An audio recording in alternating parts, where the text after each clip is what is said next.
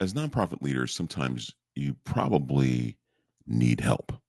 In fact, most of the time, you probably need help to be able to advance your organization, but you can't afford to pay people. And you may think about, well, I'm going to expand the board, or I may start a development committee, but I have another alternative for you, and that is empowering volunteers, getting beyond the board, and activating volunteer ambassadors.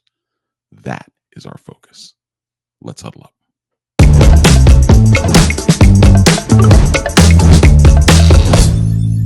Hey, welcome to another episode of Huddle Up with Mark, the Fun Coach.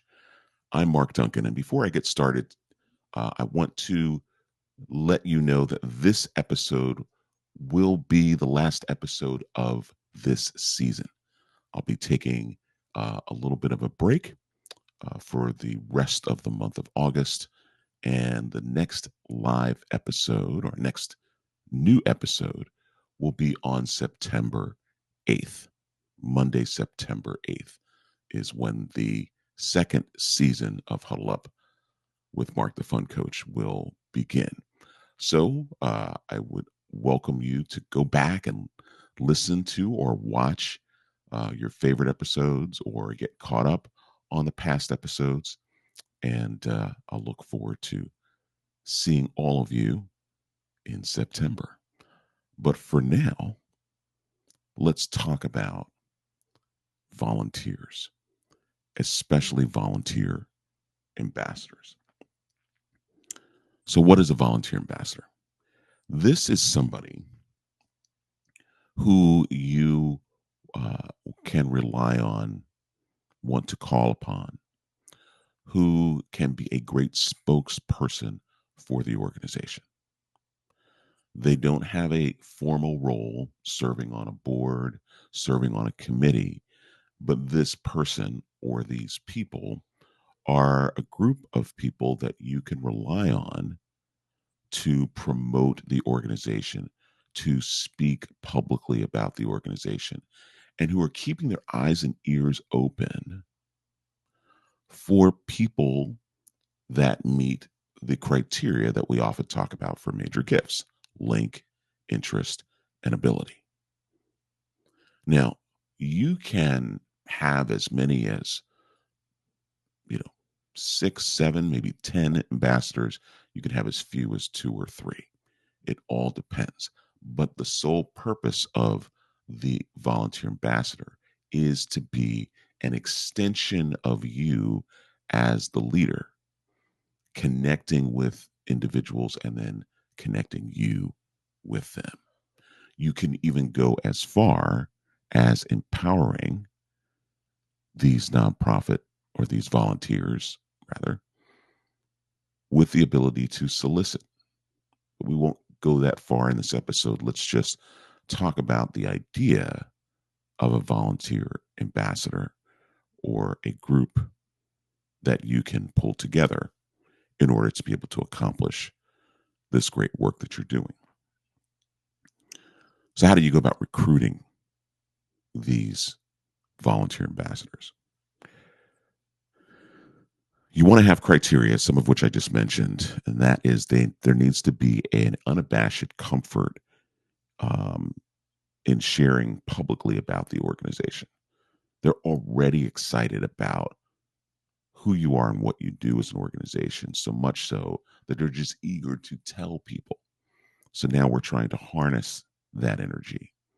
And so if you've got people in your sphere that are not on your board, and they can be on your board, of course, that's entirely up to them about how much capacity that they have from a time perspective.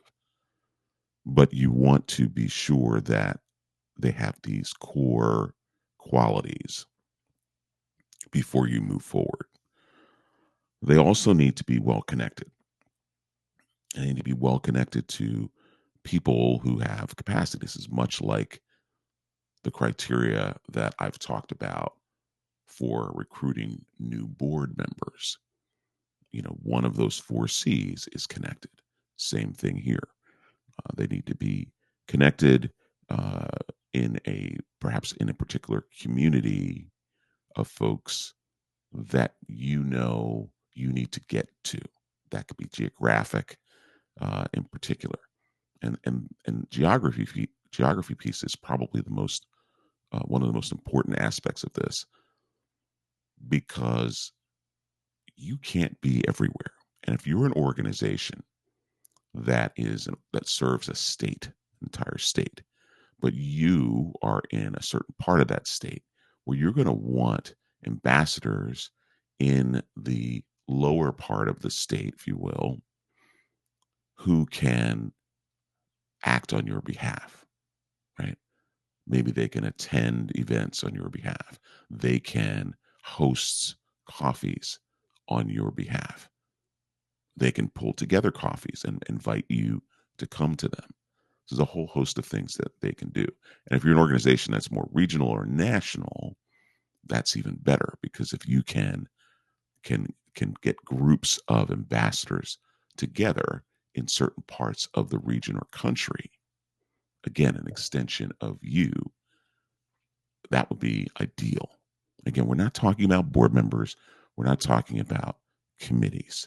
We're talking about ambassadors. We're talking about pure people who are excited or energetic about the organization and are comfortable talking about it, and connected with people, of course, who have capacity to talk about the organization. Some ways you can recruit these ambassadors is you can actually hold an ambassador recruiting event. And again, you can do that in certain aspects of the region, or you can just have one event and make sure that you are hand picking those people that meet this criteria. And then you can, you know, give them sort of a overview of what to expect, which I'm going to talk about, and then recruit them to be part of this ambassador team. Okay. The next thing you want to do is train them. And essentially, what you're doing when you're training them is that you're basically empowering them with all the talking points that you use when you're out talking about the organization. Part of the training can bring them to the organization, let them see your mission in action.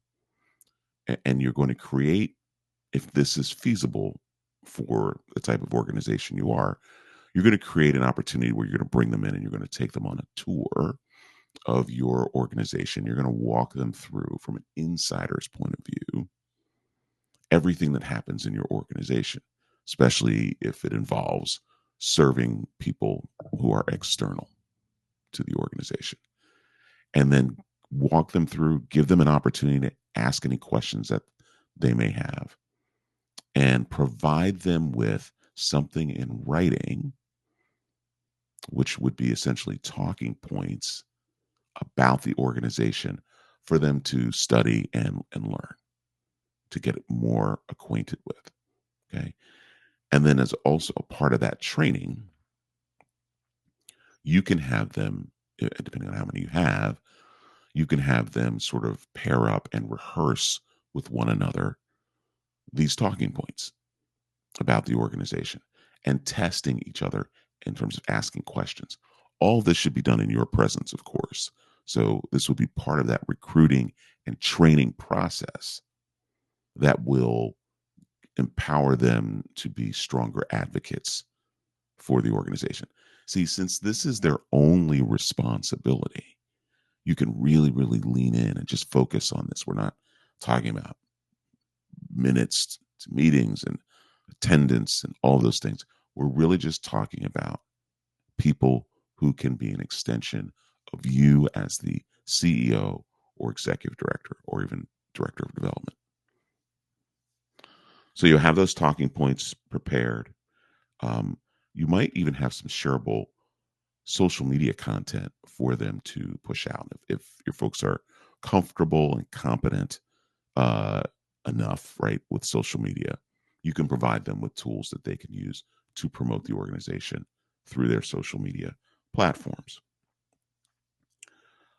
You can even empower them with how to make an ask. Again, this will depend on their comfort level.